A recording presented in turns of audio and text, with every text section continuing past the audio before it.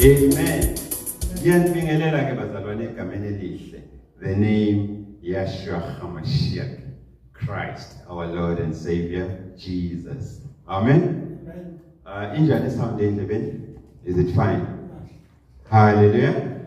Amen. Greetings in the wonderful name of our Lord and Savior, Jesus. Bafowethu kuyisabelo esingandele bani ukuthi uNkulunkulu emuhle asivumele ukuthi sibe sebukhoneni bakhe ngokuthi athi summon us, asibize, asihlanganise ebunyeni bukaBaba uNkulunkulu ukuthi sizohlala enyaweni kaKristu bese siyafunda, sifundiswe, sifundiseke. Amen. Siyambonga uNkulunkulu bafowethu. Today is the last day where we have active service la ngaphakathi ebandleni. Amen. So today is the day where we shall be going into a retreat.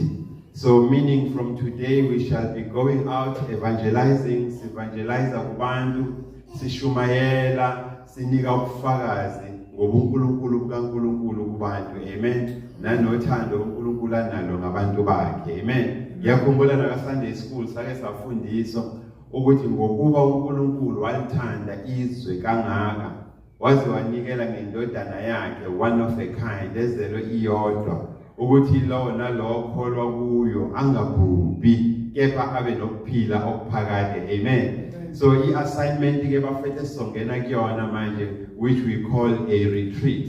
Lasibuyela khona emndenini yethu le bisithuka ithi nje selokunaba abazalwane senisikhohliwe. Amen. Ansasinaki, ansas-attend nemicimbi yasekhaya, no Christmas anikho kanye nathi namabonus enu nwadla nodwa. Amen. So this time around ke bafowethu leso sikhathi la sanctuary where we release abantu back into the family ukuze bayobonisa, bakhombise, baphile futhi ubuKristu bukaKristu ekhaya ukuze kushintshe nendlela abazalwane ababukwa ngayo yilaba abangakabi abazalwane. Amen. Ukuthi abantu asibawine ngenkambo, sibawine ngothando, sibawine nange social welfare ukuthi sithi reach out to them kuma needs abo. Amen. Sihlangabezane nawo bafowethu. uNkulunkulu emuhleke siyambonga ukuthi as we go on retreat ngeke sihambe ngokuqonda nokuhlakani kwethu but sizoba guided, sizoholwa izwi, the double-edged sword of the Spirit of the Lord. Amen. Ilona lizosihola, lisiholele in that which uNkulunkulu afuna sithi share nabantu bakhe, that which uNkulunkulu afuna abantu bakhe bahlanganyele kuyo kanye nathi. Amen. Ukuze babuyisane naye uBaba uNkulunkulu. Hallelujah. Siyoze sibuye ke bafowethu ebandleni. The church will be in session on the 19th of January 2025. But kule period from the 8th to the 19th sisibhizi bafowethu. Sisemapaki, sisemgaqweni, sisemndenini, sikomakhelwane, sikubangani, siyatestify, siyavakasha futhi sivakashele namanye amabandla ukuze siyotesta ukuthi lokho esikufundiswayo kuyikho yini. Amen. Noma we are just running our own cult. Hallelujah. Amen. Today namhlanje is a very special day in the Christian calendar yala eSanctuary, God Sanctuary Family Church. Amen. Why lubaluleke lolu suku kuthina? Ingoba namhlanje la eSanctuary sidla isidlo esingcwele for the year 2024. Amen. Hallelujah. Amen. Sidla isidlo sokugcina la eSanctuary for the year 2024. Amen. La eSanctuary namhlanje sizobe sihlephulelana ngesinkwa okumzimba kaKristu, siphuza futhi negazi okuyigazi kaKristu Jesu. Amen. Okungalo uNkulunkulu ungene in a covenant, ungene esivumelwaneni nomuntu osenyameni. Hallelujah. So ingakho ke bafowethu losuku kithina lubalulekile ngendlela eyisimanga because it is in this day kulolu suku la siyekela onke ama activities esiwenzayo. We stop all activities. Amen. siyeka konke esikwenzayo nesibhizi nako and sikhuphukele egunjini eliphezulu sifike sihlale enyaweni kaKristu Jesu and sidlinze kabanzi sidiphe. Hallelujah. We ponder deep bafowethu sidlinza kabanzi ngezwi esinikwe lona ngoKristu Jesu siyadlinza kabanzi about the price. Webona intengo, the price that Christ Jesus paid. Ayibhadalile ayikhokhile for insindiso yakho nami, for ukuthi uNkulunkulu abuyisane nawe nami. Kulolu suku bafethu libaluleke ngendlela eyisimanga ngoba siyekela konke esikwenzayo sidlinze kabanzi. We ponder deeply. Hallelujah. We ponder deeply bafethu on the sacrifice that Christ endured for your salvation and my salvation, as well as the reconciliation yakho nami nobaba uNkulunkulu. Amen. So i-sacrifice ke bafowethu umnikelo ongeqhathaniswe nanoma yiphi intengo uKristu Jesu angena kuwo ukuze mina nawe sithethelelwe izono zethu. Amen. Ningixoleleke bafowethu, ngijwayele also ukuthi ngishumayele nangesingisi kodwa uNkulunkulu emuhle ngimcelile ukuthi ngiyacela ukuthi abuyise isiZulu sami ukuze ngikwazi ukuthi ngiyibeke kahle lento ngithi reach out to a wider audience. Uyabona ngithi reach out to abantu abaningi.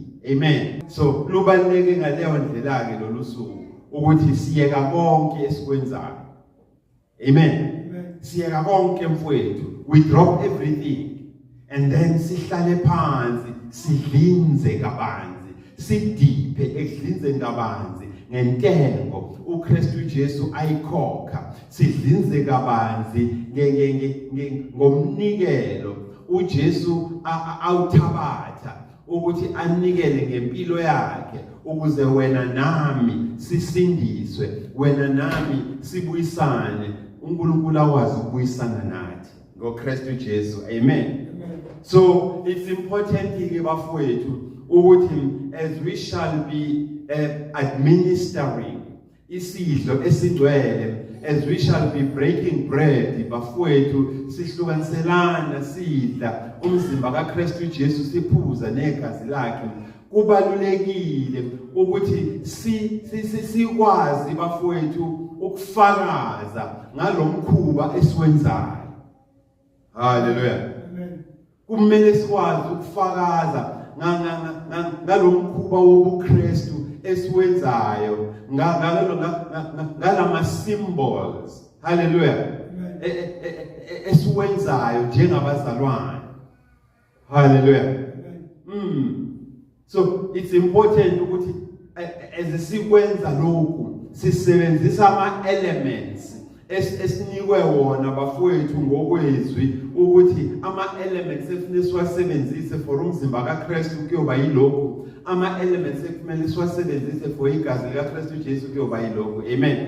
Izambulo ke bafowethu ayifani kodwa zonke ziya endaweni eyodwa ngoba la esanctuary siphiwe isambulo sokuthi abaningi bethu abalanga phakathi kungenzeka ukuthi bebe ama-alcoholics, beyabantu abadakwayo. Amen. So uNkulunkulu wabazuza ekudakweni kwabo.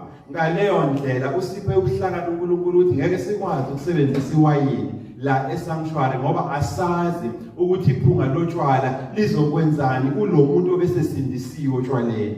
Amen. Hallelujah. So ngaleyo ndlela ke sisebenzisa ini thina? Sisebenzisa ijuice. Amen. Hallelujah. Ebovu. Umbala. Because the symbol of babovu yegazi kumele kube khona ukuze nabantwana bethu bafundiseke ngendlela eyiyona. Amen.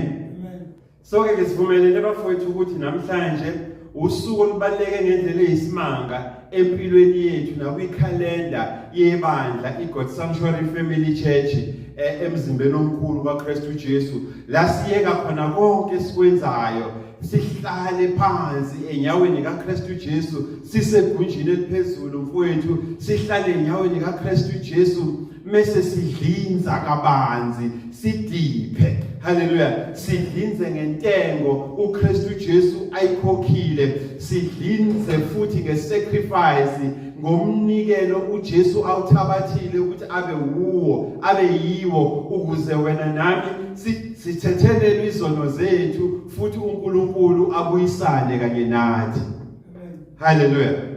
Now kubalekile ke bafowethu ukuthi as siwenza lo mkhuba, this ritual, hallelujah, as bafowethu siwenza lo mkhuba wobuKristu wokukhumbula intengo uKristu Jesu ayikhokhile, sikhumbule also nomnikelo uJesu awuthabathile ukuthi abe yiwo ukuze wena nami si-enjoye intethelelo nensindiso. Kubalulekile bafowethu ukuthi sifundisane kabanzi ngawo ukuze izwe melisibuza ukuthi mkhuba muni lo eniwenzayo, ngabe amakhanda eno ayasebenza yini uma nithatha ibiskiti noma isinkwa nisibiza ngomzimba kaKristu Jesu, mase nithatha ijuice niyibize ngegazi likaKristu Jesu, ngabe intambo zisasebenza kahle yini emakhanda enu? Amen.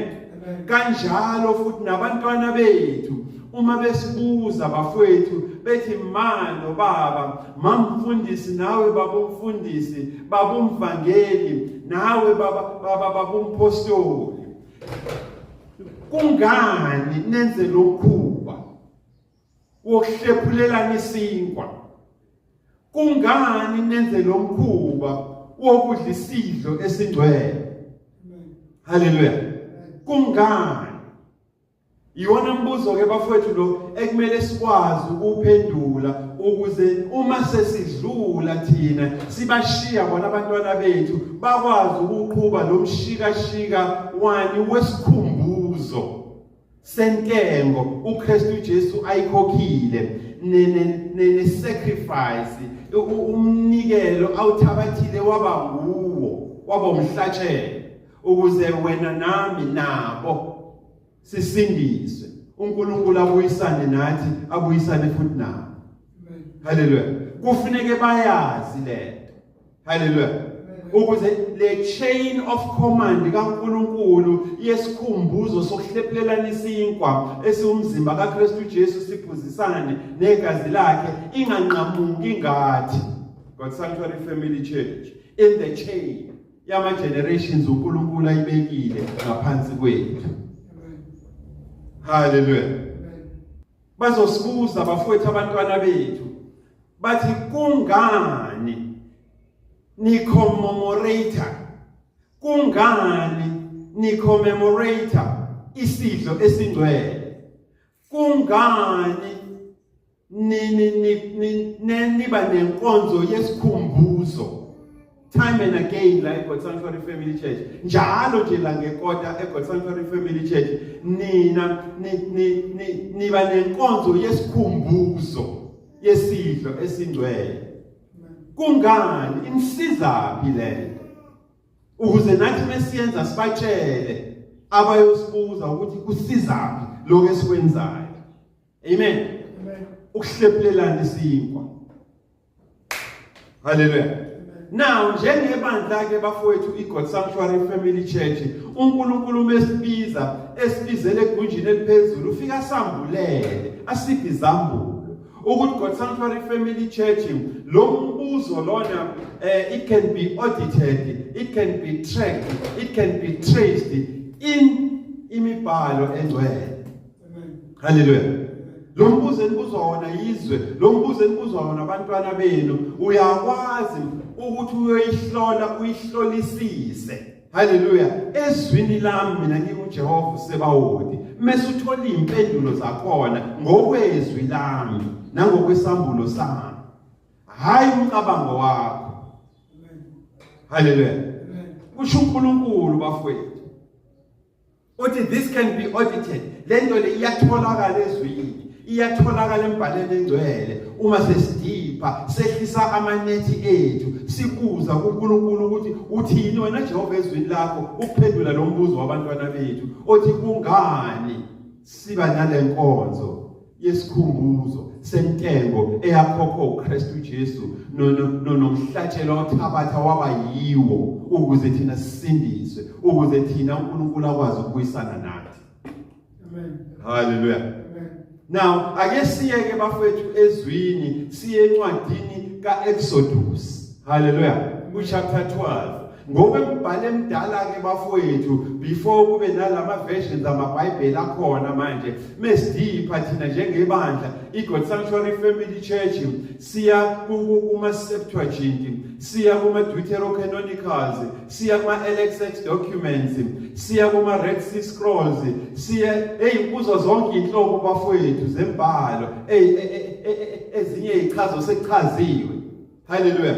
Incwadi ke bafowethu kaExodus chapter 12 ngokwembhalo emdala ibizwa ngeBook of Shemot. Hallelujah. So uma kwenzeka uba kwenye indawo kuthiwa kuyiwe encwadini kaShemot, then you must know ukuthi ngifundisiwe mina esanctuary ukuthi uShemot is the book of Exodus. Amen. Hallelujah. Kumele lezi zinto sizazi bafowethu, kuningi futhi kumele sikwazi ukuze singadideki. Hallelujah. Kuningi kumele sikwazi, just like even with the word uIsrael. Hallelujah. Uma uNkulunkulu ekhuluma ngoIsrayeli embhaleni engcwele bafowethu akakhulumi ngesizwe. Hallelujah. Akakhulumi ngesizwe esafonywa ngo1949. No.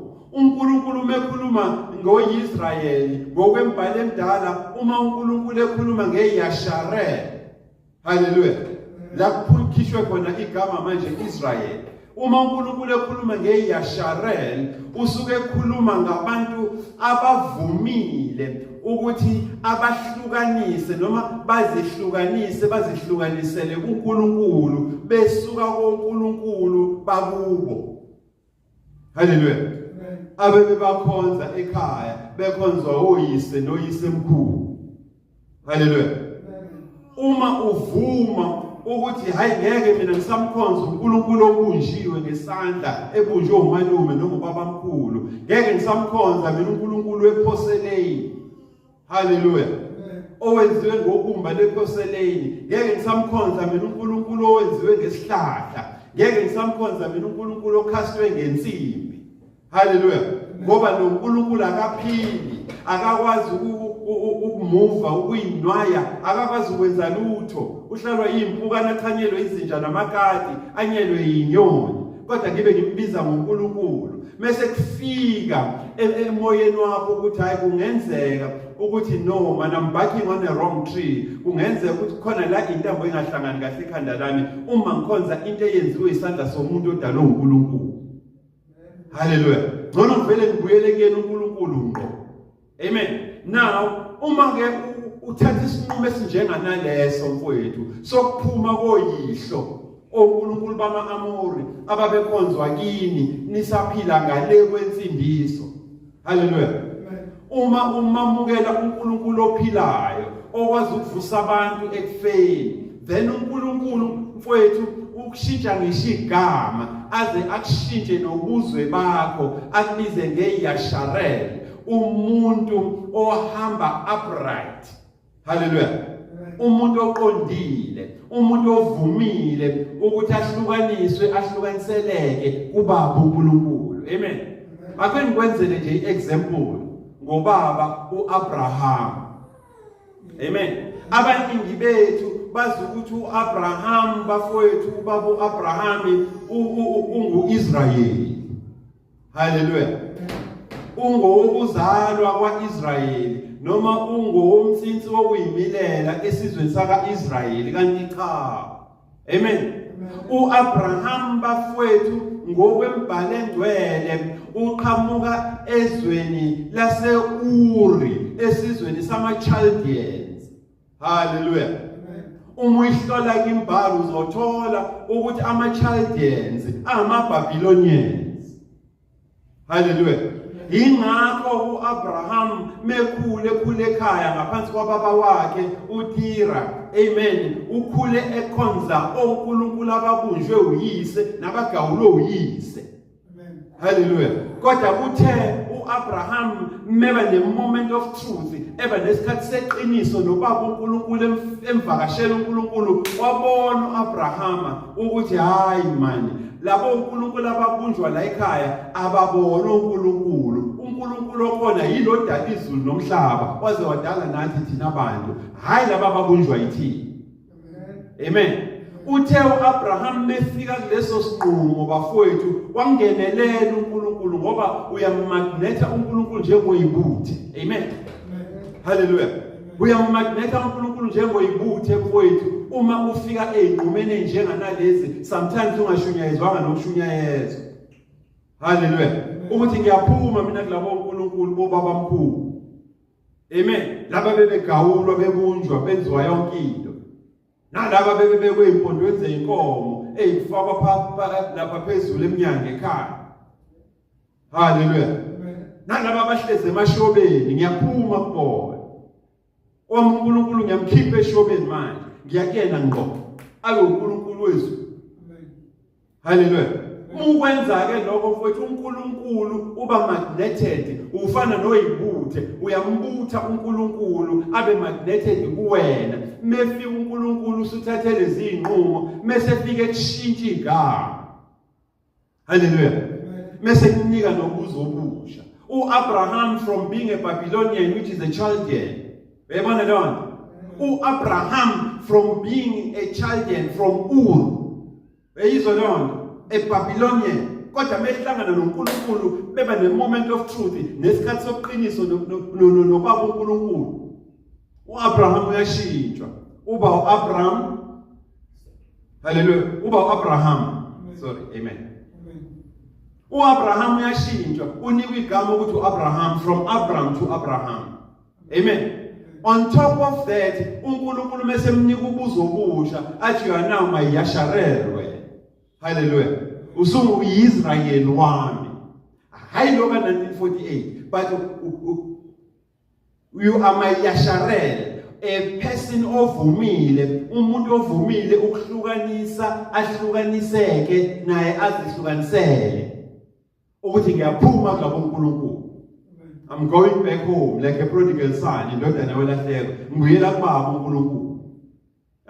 Ngizofike ngime nje phambi kwakhe, ngimtshele uNkulunkulu ngithi baba ngonile phambi kwakho, naphambi kobuso bezulu. Ngiyacela ukuthi ungithethelele. Uma usafuna ukungiphanisha, ngicela at least ungenze omunye wabasebenzi bakho, ukuze ungiphanishe ngingaphakathi, hayi ngingaphandle. Amen. Hallelujah. So ke bafowethu, you can imagine, uyazi ungayicabanga lento ngamehlo engqondo, ukuthi nali iBabylonian ezalelwe vele emzini ekhonza ithombe, ubaba walo uyena uchief owakho uNkulunkulu. Ahlangane noNkulunkulu, end up eYasharel kaNkulunkulu, eIsrael kaNkulunkulu. Hallelujah. Nawe masimukela uKristu njengenkosi nomsindisi, uba yini? iYasharel kaNkulunkulu, the Israel of God. Hallelujah. Yiko ngelinye ilanga siyobe sihlole lento uthi wethwala, uma uthi wena uyiYasharel, what type of a Yasharel are you? Hallelujah. What type of an Israel are you? What type of a Yasharel are you? Hallelujah. Mase sichazela ukuthi na asiyona lenhlobo kaIsrayeli eyakhiwe ngokusokwa ngezandla, ekhishwe ijabo. Sizoyingena le ndaba ngelinye ilanga. Namhlanje sisesidweni bafowethu esingcwele. Amen. Sifuna ukuphendula umbuzo ukuthi uma abantwana bethu besibuza ukuthi kungani nigubha lo mgubho wokuhlephulelana isinkwa. Hallelujah. Wesidle singcwele, la nidipha khona, nibuka intengo uKristu Jesu ayikhokhile, nibuke futhi sacrifice. Hallelujah. Umhlatshelo, umnikelo awuthathile ukuthi abe yiwo ukuze wena nami sisindiswe, wena nami uNkulunkulu abuyisane nathi. Amen. Now ake siyeke bafowethu lapha encwadini kaExodus chapter 12. Amen. Hallelujah. Amen. Glory be to God. Muhle uNkulunkulu bafowethu. Amen. Hallelujah. Ake siye encwadini ke bafowethu kaExodus chapter 12. incwadi yokuqala lela uNkulunkulu khona emisa umkhosi wePhasika. Hallelujah. Nabantu bakhe. Hey madoda. Esebenzisa uMoshe. Hey, ya umkhosi wePhasika la uyakhiwa ke bafowethu. Umkhosi wePhasika uyamiswa okokuqala. Hallelujah. Ozokhomba into the future. Ozokhomba ikusasa. Omunye umkhosi oseza onguKristu Jesu. Hallelujah. Uthini uNkulunkulu ezwini lakhe bafowethu verse 1. uJehova wayesekhuluma kuMose naku-Aroni ezweni laseGibhithe ethi awusuka manje ngicela ukucacisa le phathi le yezwe laseGibhithe ngoba kuseneyimfundiso efuneki sifundise la ebandleni. Amen. Ngokwembhalo emdala ke bafowethu iGibhithe ibizwa ngezwe lakaMizrayim. Amen. Ngenzela ukuthi ngelilanga mase sihlola lento ngoba uNkulunkulu ezwini lakhe uthi he loved Mizrayim. Hallelujah. While thina njengamabandla abantu abamnyama sistika kakhulu kule ndawo zenzondo nempi. Uma sekukhona ukubuyisana asikhulumi leyo part. Amen. uNkulunkulu umuqhubeka nembhalo uzoyisho lencwadi. Amen. He loved Mizrayim.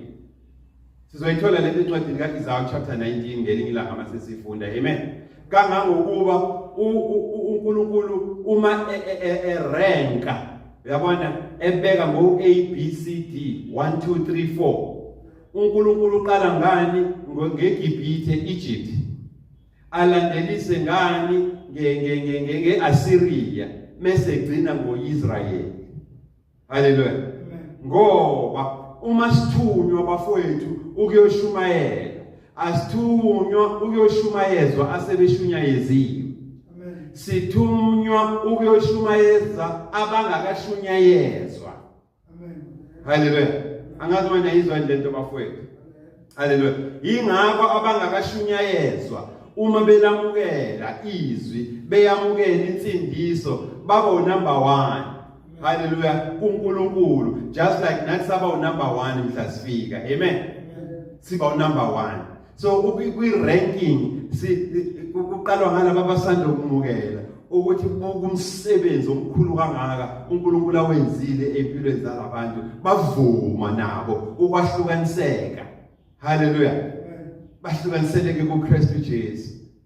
So kuqalwa ngabo ke uthi is the world the land of Israel iGibhithe kulandele ini iAssyria bese kulandela ini the Yasharel of God ebizwa ngeinheritance ngefa. Thina ngoba sesamukela sibizwa ngani ngefa. Hallelujah. Sizoyifunda bafowethu ngelilanga ukuthi namhlanje sisesizweni. Hallelujah. But ke uma siza ke kuma cell church esanctuary la senza khona istudy sezembhalo engcwele ila uzoyifunda khona most of lezi zinto. Amen.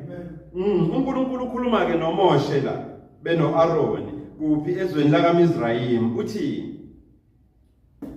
this month uthi lenyanga iyakuba kini inhloko yezinyanga. This month shall be your beginning of months. Bezwe leyo nto. Lenyanga iyini iyakuba inhloko yani yezinyanga. Bezwe leyo nto. uNkulunkulu mekhuluma ke bafowethu akavinjwa ukuthi yiphi inyanga nesikhathi nesonto nedate akhuluma ngayo. Amen. uNkulunkulu ngesingisi he transcends time. He transcends days. He transcends ama-date. He transcends month. Hallelujah. Uma efika uNkulunkulu kuwena namhlanje ungakazi uzohlangana noKristu Jesu wena abe inkosi nomsindisi wakho uNkulunkulu afika yenze leyo nyanga wena ohlangana ngayo kuyo noKristu Jesu ukuthi abe inkosi nomsindisi kuwo your beginning of months inhloko yenyanga ngoba ila uqale khona ukuphila wena ola lokufika. Hallelujah. Ila uqale khona ukuthi ubone ukukhanya ngoba ola lokho uphile kumnyameni. So ukufika ke kaKristu empilweni yakho nawe nokuthatha isinqumo sokumamukela that month become the beginning of months for wena. Hallelujah. By birthday yakho. Awukosama uyiphinde mfowethu le part uthini uNkulunkulu kuverse 2? Lenyanga iyakuba kini inhloko yezinyanga. Ibe yinyanga yokuqala eminyakeni kini. Hallelujah. Ukuthi ngifike kuwena ngoFebruary noma ngifike kuwena ngoDisemba mfowethu, akungixaki lokho mina njengoNkulunkulu. Uma wena ungamukela ukuthi ngibe uNkulunkulu kuwe, uma futhi wamukela uKristu uJesu ukuthi abe inkosi nomsindisi kuwe, that December month kuwena becomes what? The first month of the year yakho. La uqale khona wenza njani ukuphila. Hallelujah. So uma wamukela uKristu njengenkosi nomsindisi namhlanje, namhlanje this month that December 8 kuwena becomes the first month. Hallelujah. It becomes the first month of your year. Iba inyanga yokuqala yonyaka wakho wokuphila. Angazi noma niyamuzwa uNkulunkulu uthini bafowethu. Amen. Hallelujah. So uma ungakabi ke nale date. Amen. Amen. Uma ungakabi mfowethu nale date yokwamukela uKristu njengenkosi nomsindisi kuwe, uNkulunkulu ayibiza nge-first month of your year. Nkosi yami. The month of the beginning of months. Inyanga eyokuqala eyinhloko yezinyanga zokuphila kwakho ngoba usuwamukela uKristu wahlangabezana noNkulunkulu nakuyisana naye. Singakholwa nje ndawonye sisonke senze yonke into, kodwa yazi ukuthi khona la usashoda khona. Awukabi nemonth, awukabi nenyanga eyinyanga kuwena yokuqala yokuphila. La wamukela khona uKristu njengenkosi nomsindisi. Ziyaduma nje mfowethu sisemdibini. Hallelujah.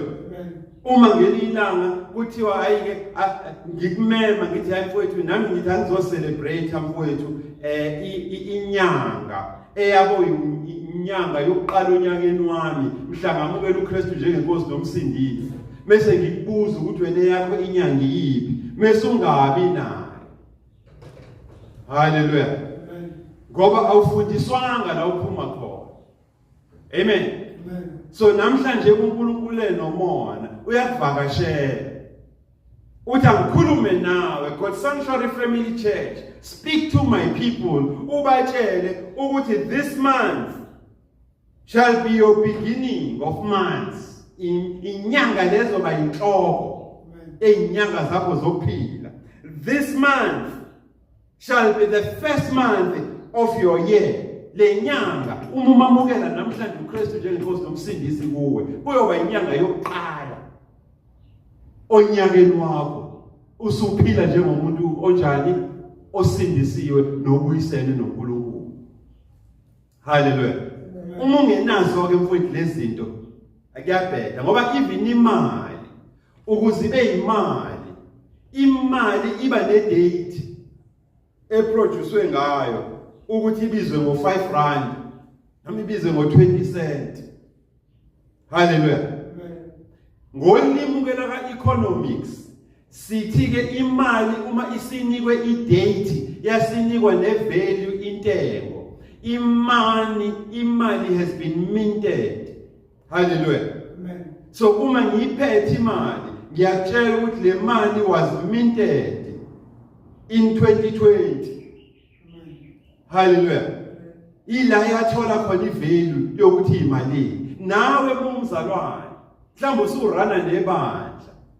Kodwa awunayo idate when you were minted when you were produced. Kwathiwa this is inhloko yenyanga zenyanga zakho.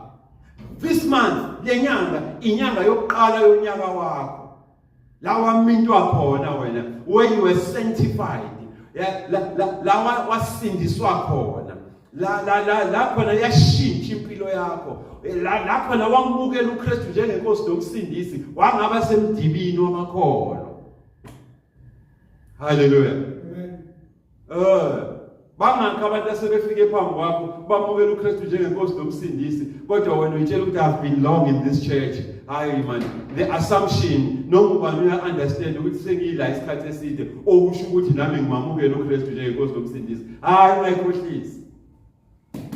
ungayikhohlisi mfowethu, ungayikhohlisi dadewethu. Have a date. Hallelujah. Nami ke ngithunyiwe ke bafowethu njenge sanctuary ukuthi ngibroadcast lento, ngisakaze. Hallelujah. Ngisakaze. Amen. Ungashawa futhi uvale. Sengihlala isikhathi eside kangaka bengicabanga ukuthi hayi uNkulunkulu mekuthandile nje uzokutshela iqiniso uqobo. Ukuze ushintshe ngesimo kusona. Hallelujah. Ube isidalwa esisha kuye.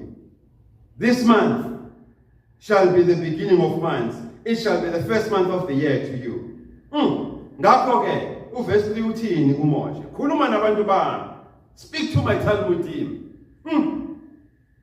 Khulumani kuyo inhlangano yonke yabaIsrayeli.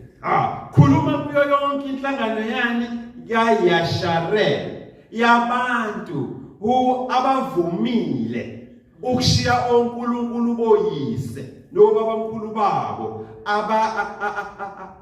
abagawulwa babunjwa abanye babashiswa insimbi ukuze benziwe.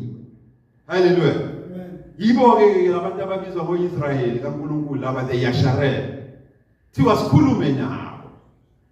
Nkosi ngoba labantu sebenenyanga yenyanga inhloko. Hey, akasafani nanoma ubani.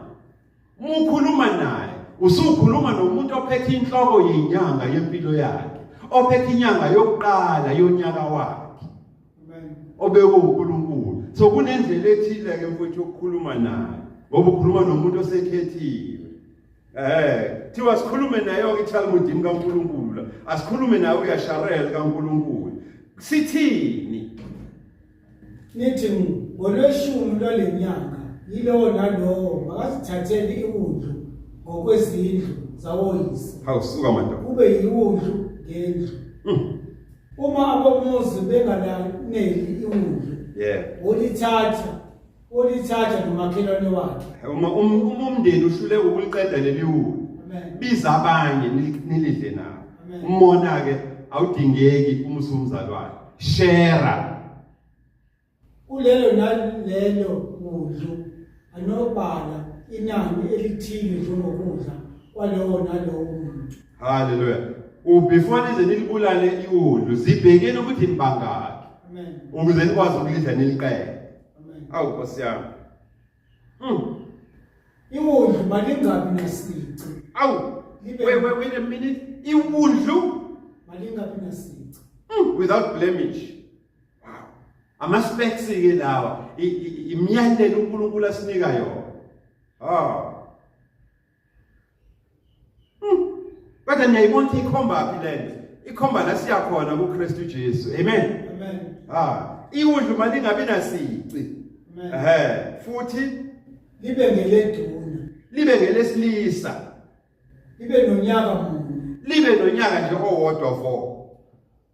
Nithathe ezimvini noma ezimbuzini. Ningalithatha emvini noma embuzini. Amen. Hawusuka madodana.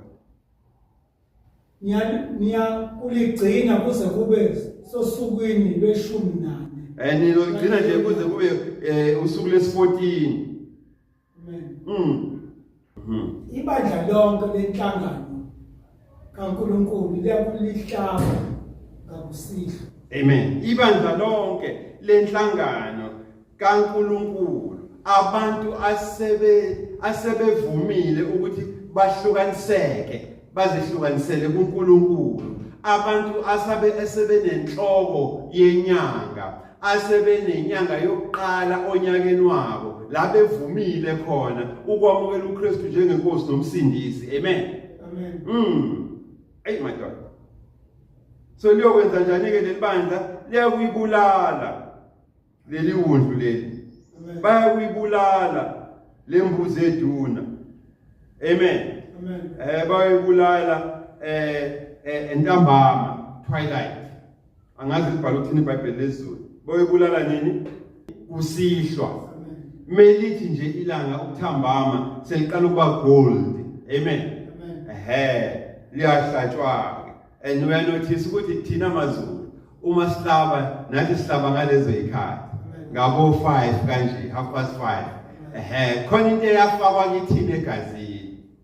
eyazi ukuthi besihlaba funa sihlabeni Nkosi yami Bazakuthabatha igazi balibhexe ezinsikeni zombili zomnyango yabo nasekhothameni lomnyango ezindlini abayakulidlela kuzo. uyenza ukukhululela ngokukhothama komnyango thina amazulu besingangeni siqondile mesingena endlini uhlobo lwezindlu besilakha belenza ukuthi mungena endlini wenze njani ukhothama ikuthina lento ukuthi nje khona ihlakanipho ezafika zayintshontsha haleluya kodwa nami uNkulunkulu eyiveza hey madoda ethi uma sigcoba igazi lewundlu siyakuligcoba kuphi Khothameni lomnyango ekhothameni komnyango bazokuyidla inyama ngalobo busuku usiwe ngomlilo bayokuyidla kanye nesinkwa esingenamvubelo izodliwa ke bafowethu lenyama ngokuthi yosiwe ingaphekwa ingabhoyilwa amen kodwa izobosiwa idliwe futhi nesinkwa singenayo imvubelo hey madoda akufuneki futhi idliwe ihlaza amen njengoba nje nike nenze menihlaba inkomo senisika isibindi nisidla sihlaza masela haleluya ningashiyi lutho kuze kube sekuseni uma idliwe lempahla kungasali lutho amen kepha okuselo kulo kuze kube sekuseni niza kushisa ngomlilo uma kwenzeka kusala anything kushiseni ekseni amen niyakulidla kanje izinkalo zenu ziboshiwe ayizolona uma ke senilidla leliwulu niyokulidla izinkalo zenu ziboshiwe haleluya ukhona into ayenzayo uNkulunkulu labafowethu umisa umkhosi wephasika haleluya ezweni lakaIsrayeli Nkosi yami izicathulo zenu zesinyaweni zenu amateku nezimbadada zenu namabhutsi azobe kuphi enyaweni zenu nezindondolo zenu zisezandleni zenu indondolo zenu zisezandleni zenu niyakulidla ngokusheshsha haleluya iphasika likaJehova niyakulidla ngokusheshsha yini lenzobe nidla ini iphasika lika baba uNkulunkulu lika Jehova kungani kufuneke yonke lento yenzeke ingoba ngokuba ngiyakudabula izwe laseGibhithe ngalobo busuku mina Jehova sebawothi ngiyakudabula izwe lakaMizrayim ngalobo busuku ngibulale onke amazibulo ezweni laseGibhithe ngibulale onke amazibulo ezweni laseGibhithe ngoba ngizonikhulula nginikhulula ngani la ngokumisa umkhosi wephasika eniyokwenze njani eniyokukhumbula neze isikhumbuzo ngawo nize nisidlulisele ngisho kubantwana benu suka madoda ngiyobulala kamazibulo la awuqala ngize ngibulale ngisho izilwane ezaliwe zokuqala abantu nezinkomo inkomo nabantu yenze izahlulelo ngahlulele ngisho noNkulunkulu bala eGibhithe haleluya ngizohlulela ngisho uNkulunkulu mina bala eGibhithe ngoba mina nguNkulunkulu oyedwa ongashintshi haleluya nawulalela ukuthi kokusiza ngani ukuthi igazi lifake ekhothameni kwemnyango yezindlu zenu igazi liyakuba luphawu lwenu ezindlini lapho nikho ayizolenda igazi loba uphawu Nkosi yami ukuthi nina nikuphi nanxa ngibona igazi ngiyakudlula kini ningehlelwa yisifo sokunibhubhisa uma ngibona igazi lewulu emnyango wenu ngiyokwazi ukuthi laba yilaba sebenenyanga eyinhloko enyangeni yilaba futhi asebenenyanga yokuqala onyakeni wabo bayizolona ukusho ukuthi laba vele bayiyashareli yami sebehlukanisiwe bazihlukanisela kimi sebehamba ngokuqonda baphethe umyalelo wami mina uJehova uSebawothi. Amen. Ingakho ke hey man, liphe lakhe undlu wena eliyoba ukuthi ulaka likaNkulunkulu lukujombe. Kade waba nathi la ebandleni. Hallelujah. Amen. Kodwa unayo idate. Awunawo nonyaka. Isikhathi ke mfowethu ukuthi namhlanje kuunyaka wakho. Ukuthi sesindawonye for 5 years, 7 years, 12 years. Let today be your first year. Your first month. Amen. Hallelujah. Ungabi futhi namahloni ngalokho. Ngoba uNkulunkulu ukukhumbulile wakuvakashela. Amen. uNkulunkulu uthi kunolaka oluzayo. Akafuni ukuthi lolu laka oluzayo ludlule nawe. Ufuna likujombe. Hallelujah. Amen. Uthi uNkulunkulu uthi when I see the blood, uma ngibona uphawu legazi, ngiyokwenza njani? Ngiyawudlula. Yabona? Amen. Qhubeka mfowethu. Nanxa ngibona igazi ngiyakudlula kini. Ningehlelwa isifo sokubhubhisa. Ningahlelwa isifo sokubhujiswa. Lapho ngibulala izwe laseGibhithe. Lapho ngibulala khona izwe lakaMisrayeli. Amen. Athini ku verse 14 esephendula umbuzo ukuthi njengoba sibhizi ke thina si-commemorate, sigubha lo myalelo uNkulunkulu asinika wona kuze bengathi amakhanda ethu awathathi kahle. Nezingane zethu ziyaqala manje ziyasibuza ukuthi kungani sigcina lo mkhosi. Uverse 14 uthi Lolo suku liyakuba isikhumbuzo kini. lolu suku liyakuba isikhumbuzo kini. Ilugcine lube umkhosi kaJehova. Analugcine izizukulwane ngezizukulwane. Umthetho ophakade. Kufanele lolu suku sulugcina ngoba luyini? Luwumkhosi wephasika likaJehova. Akungagcini ngathi kodwa sidlulise futhi ezizukulwaneni zezizukulwane zethu. Umthetho ophakade. Suka madoda. You shall keep it as a feast by an everlasting ordinance. Ngomthetho waphakade. Amen. Now buka ku verse 26 ukuthi uthini? Buka verse 26 uthini kungani sigcina lolu suku? Kuyakuthi nxa abantwana benu benibuza ukuthi iyini lenkonzo kini na? Iyini lenkonzo enigubhayo? Nayihlukumeza nje. Nana business hlekelana izingwa namabhiskiti engathi amakhanda wathathi kahle. Nikwenzenani lokho? Anothi kungumhlatshelo wephasika likaJehova owadlula kuzo izindlu zabantwana bakwa-Israyeli. Mhla ebulala abaseGibhithe ezophula izindlu zethu. Hallelujah. Abantu bakhothama bakhuleka. Niyayizwa lento bafowethu. Uma abantu benibuza including abantwana benu ukuthi kungani nigubha lo mkhosi, niyakubatshela ukuthi hayi sikwenza lokhu ngoba sikhumbula iphasika. Yabona? It is the Passover sacrifice of the Lord. Amen. Ngoba amaBhayibheli amadala it is the Pesach of the Lord. Iphasika likaNkulunkulu. La uNkulunkulu khona. He passed over the houses of the children of Yasharel in Egypt, where he struck Egyptians and delivered us and our households. Amen. Hallelujah. Now umbuzo usekutheni ke thina njengebandla eseliphila in the year 2024. Uma abantwana bethu besibuza ukuthi kungani sigubha lo mkhosi wephasika. Hallelujah. uNkulunkulu siphileke nathi isambulo. Wathi niyobatshela abantu nitshele nabantwana benu ukuthi lo mkhosi nina nowugubha to testify of the saving power of the Passover Lamb of God.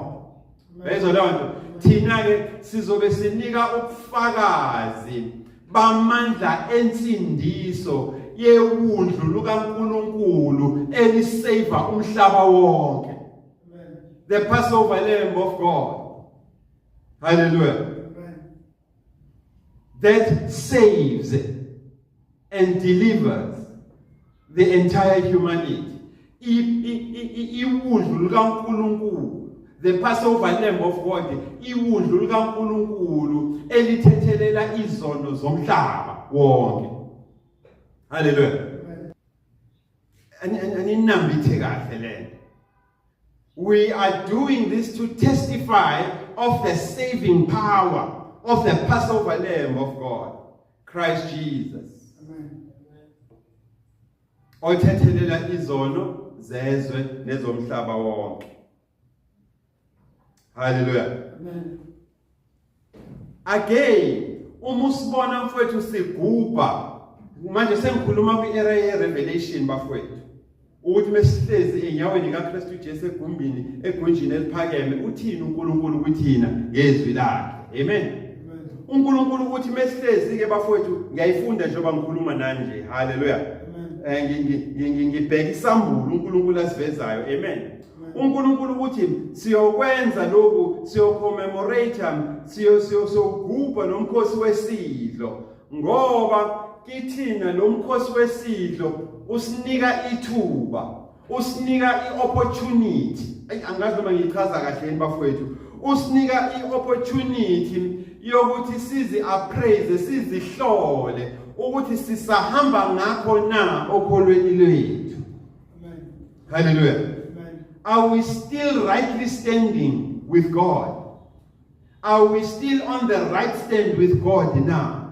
So kusinika ithuba ke thina bafowethu as God Sanctuary Family Church ukuthi njalo ngamakota onyaka uma sigubha lomkhosi sithole neshansi yokuthi senze njani, sizihlole ukuthi sisayibambe ngakho na. Amen. Amen. Sisamile yini ezwini likaNkulunkulu, noma sesinike kwazini kwethu, sesinike nakwi education yethu. Hallelujah. Esinye isambulo esifikayo abafowethu ukuthi uma nisibona ingane zami, uma nisibona abantu bakithi, uma nisibona ngane zakwethu sigubha lomkhosi wePhasika okuhlephulelana ngesinkwa, isidlo esingcwele, sikwenza lokhu to augment our faith. Sikwenza lokhu to augment our memory. Uku-augmenta ke bafowethu ukukhulisa ukholo, uku-augmenta ukukhulisa i-memory, ukukhumbula inkumbulo yakho, ukuthi inkumbulo yakho njalo kumele uhlale uyikhulise ngokuthi uthi fellowship with ama saints, ngokuthi uhlanganyele nabanye abazalwane ukuze ukhule eqinisweni lokumazi uNkulunkulu. Hallelujah. So sikwenza konke ke lokhu bafowethu for lezo izathu. Amen. So sesinayo i-answer kubantwana bethu, sinayo futhi i-answer yokuthi abantu bomhlaba bebesibuza ukuthi sikwenzelani lokhu sibatshele. Amen. Nginike izathu ezintathu. Ezinye ziyovela zona ke bafowethu as you sit wena udlinza ngezwi likaNkulunkulu. Hallelujah. Ngaphambi kokuba sidle isidlo ke bafowethu, ngicela siye lapha encwadini yamaHubo chapter 51. Amen. Sifunde nje chapter 51, simqale ku verse 1 kuya ku verse 4. Amen.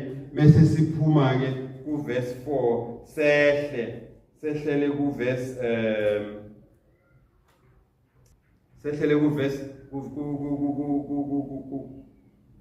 ku verse 7. Amen. Hallelujah. Size siyoma ku verse 13.